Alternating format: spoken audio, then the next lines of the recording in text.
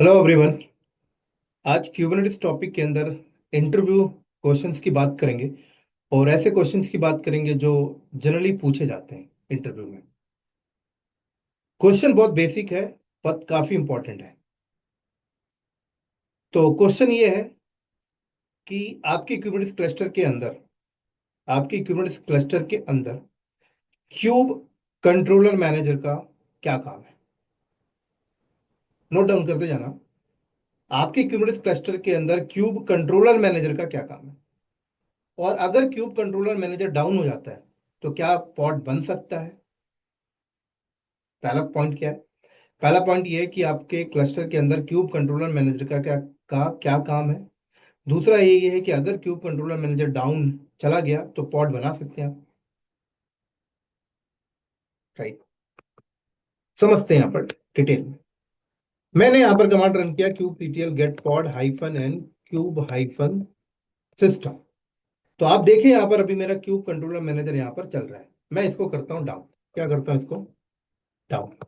अब ये बना कैसे cube controller manager? Static pod के थ्रू। ये रही उसकी मैनिफेस्ट फाइल रखी हुई है। मैं इसको यहाँ पे डिलीट कर देता। क्या करता हूँ? कंट्रोलर मैनेजर की फाइल यहाँ से मैंने डिलीट की, और डिलीट करने के बाद अब मैं यहाँ पे रन करता हूँ क्या, cube C T L get pod hyphen N cube hyphen system. तो आप देख सकते हैं कंट्रोलर मैनेजर अब यहाँ पर नहीं चल रहे। तो आपके क्लस्टर में कंट्रोलर मैनेजर काम नहीं कर रहा। काम नहीं कर रहा क्या? कंट्रोलर मैनेजर मैंने हटा ही दिया। मतलब मेरे पास कंट्रोलर मैनेजर अभी नहीं है। मेरे पास क्या है? एपीआई चल रहा है, डेटाबेस चल रहा है, कोड इनएस चल रहा है, क्यू प्रॉक्सी चल रहा है, शेड्यूलर चल रहा है, कैनल चल रहा है, बट कंट्रोलर मैनेजर नहीं चल रहा। तो अगर कंट्रोलर मैनेजर नहीं चल रहा तो क्या पॉड बन सकता है? तो रन करके देखते हैं kubectl run test hyphen hyphen image equal to engineering, और कमांड रन किया हमने क्यूबीटीएल गेट पॉड।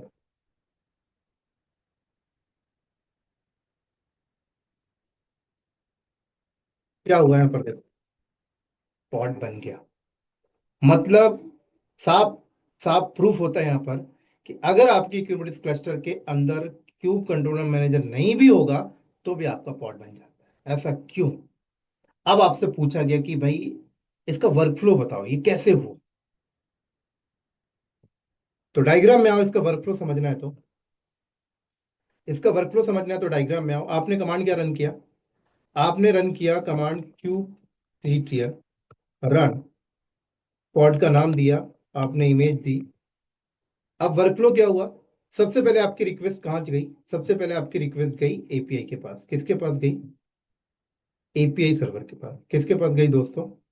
एपीआई के पास। क्यूब एपीआई सर्वर के पास गई। आपका एपीआई सर्वर तो काम कर रहा है, रिक्वेस्ट को ले लिया। एपीआई डाउन होता तो नहीं ले पाता, रिक्वेस्ट ही नहीं लेता। ठीक है। अब एपीआई ने क्या किया? एपीआई ने वो आपकी रिक्वेस्ट लिया और डेटाबेस को फॉरवर्ड कर दिया। डेटाबेस ने उसको अपने अंदर स्टोर कर लिया। क्या कर लिया? ईटीसीडी डाटाबेस ने उसको स्टोर कर लिया। डाटाबेस स्टोर किया और स्टोर करके वापस उसने एपीआई को बता दिया। अब एपीआई का काम क्या है? अब एपीआई क्या करेगा? क्यूब शेड्यूलर को देगा। किसको देगा? क्यूब शेड्यूलर को। राइट, क्यूब शेड्यूलर को देगा कि भाई आप शेड्यूल करिए कौन से नोड में बनाना है। तो क्यूब शेड्यूलर के पास आ गया। अब क्यूब शेड्यूलर क्या करेगा?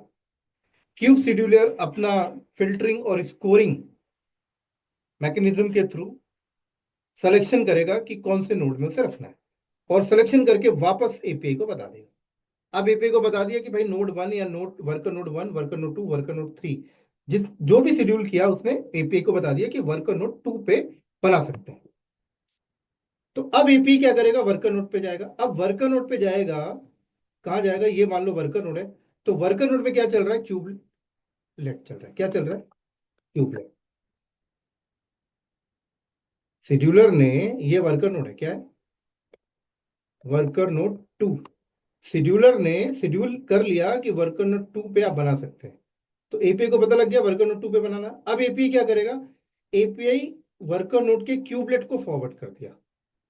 किसको फॉरवर्ड कर दिया? क्यूबलेट को। तो अब क्यूबलेट क्या करेगा? क्यूबलेट देगा किसको?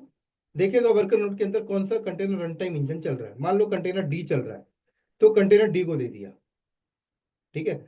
तो क्यूबलेट यहां पर क्या करेगा? क्यूबलेट यहां पर पॉड बनाएगा और कंटेनर डी के थ्रू इसके अंदर कंटेनर बनाया। तो ये प्रोसेस चलता है। शेड्यूलर का यहाँ पर कोई रोल नहीं है, सॉरी कंट्रोलर मैनेजर का यहाँ पे कोई रोल नहीं आया, जो कंट्रोलर मैनेजर का कोई रोल नहीं आया। इसीलिए हम लोग यहाँ पर देखें तो बिना कंट्रोलर मैनेजर के भी मेरे पॉड यहाँ पर बन गए, बिना कंट्रोलर मैनेजर के भी मेरे यहाँ पर पॉड बन गया। मेरे पास कंट्रोलर मैनेजर नहीं, लेकिन फिर भी मेरा पॉड बन गया। और पॉड बना कहाँ, अगर आप देखना चाहो तो वर्कर नोड में बना है। कहाँ बना है?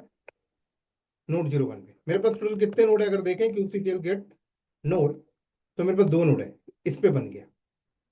समझ आई? तो ये बात प्रूफ हो जाती है इस प्रैक्टिकल के बाद, इस प्रैक्टिकल के बाद ये बात यहाँ पर प्रूफ होती है कि एक पॉड को बनाने के लिए कंट्रोलर मैनेजर की रिक्वायरमेंट नहीं है।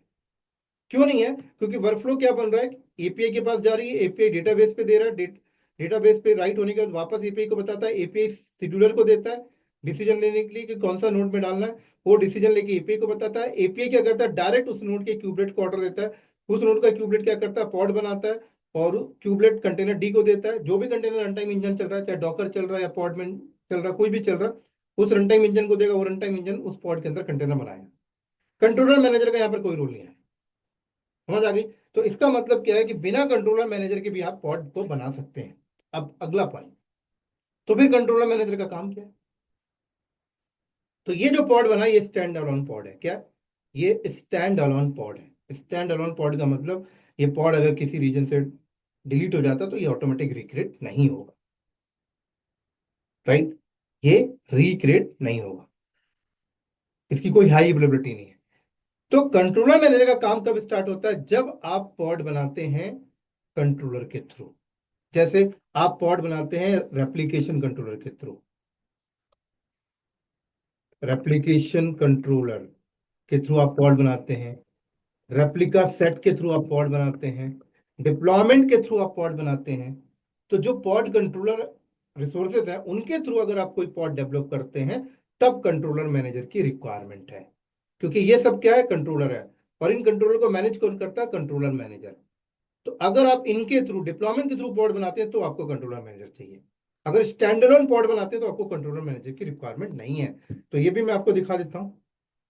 अगर मैं डिप्लॉयमेंट के थ्रू कोई पॉड बनाऊं, cube C T L create deployment, deployment का नाम मैंने संजय दैया दिया, hyphen hyphen image equal to nginx hyphen hyphen replicas की वैल्यू 3। ठीक है, और अब मैं यहाँ पर देखता हूँ क्यूब सीटीएल गेट पॉड, तो मेरे पॉड नहीं बने क्योंकि अब यहाँ पर कंट्रोलर मैनेजर की रिक्वायरमेंट है। क्यूब सीटीएल गेट डिप्लॉयमेंट करूँ, ये ऐसी पेंडिंग रहेगा, बनेगा ही नहीं। समझ आ गई मेरी बात यहाँ पर? समझ आ गई? तो ये है काफी इंटरेस्टिंग पॉइंट्स इंटरव्यू के। तो ऐसे क्वेश्चन आपसे भी पूछे जा सकते हैं इंटरव्यू में कि कंट्रोलर मैनेजर नहीं है तो क्या पॉड बन सकता है? क्या आंसर था ना, यस सर पॉड बन सकता है, बट स्टैंड अलोन पॉड बन सकता है, उसकी कोई हाई अवेलेबिलिटी नहीं। राइट?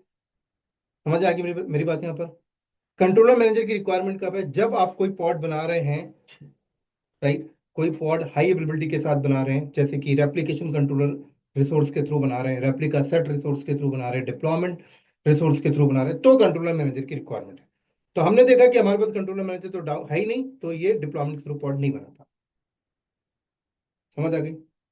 तो ऐसे ही क्वेश्चंस आंसर्स अगर आप जानना चाहते हो, ठीक है, तो आप इस वीडियो को ज़्यादा से ज़्यादा शेयर करो, क्योंकि आप वीडियोस को शेयर करोगे तो मुझे मैं मोटिवेट होऊंगा और भी ऐसे क्वेश्चंस और आंसर आपके लिए लेके आऊँगा। ठीक है, तो चैनल को सब्सक्राइब करो और बेल आइकन बटन में प्रेस करके रखो, जिससे कि नए क्वेश्चंस के वीडियो में अपलोड करूंगा तो आपको उसकी नोटिफिकेशन मिले। तो ठीक हो गया दोस्तों, इस वीडियो को यहीं पे स्टॉप करते हैं और नेक्स्ट क्वेश्चन में मिलेंगे। तब तक के लिए बाय।